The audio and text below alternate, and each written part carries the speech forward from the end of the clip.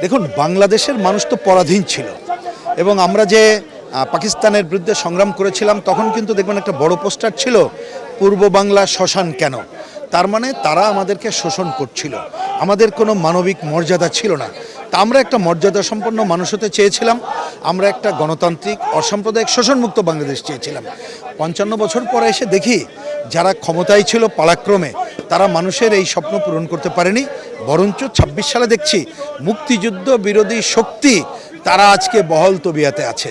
তারা মুক্তিযুদ্ধকে বিতর্কিত করার প্রচেষ্টা নিচ্ছে, তারা 71কে 24 দিয়ে এটা ঢেকে ফেলানোর চেষ্টা করছে।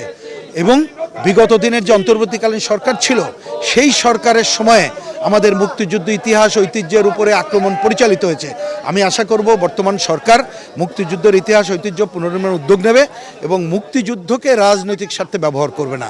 অতীত দিনে যেটা করেছে সেইটা যদি আমরা না করি, একটা যদি গণতান্ত্রিক অসাম্প্রদায়িক সকলের মর্যাদা সম্পন্ন শোষণমুক্ত বাংলাদেশ গড়ে তুলতে পারি, সেটাই আমাদের মূল কর্তব্য।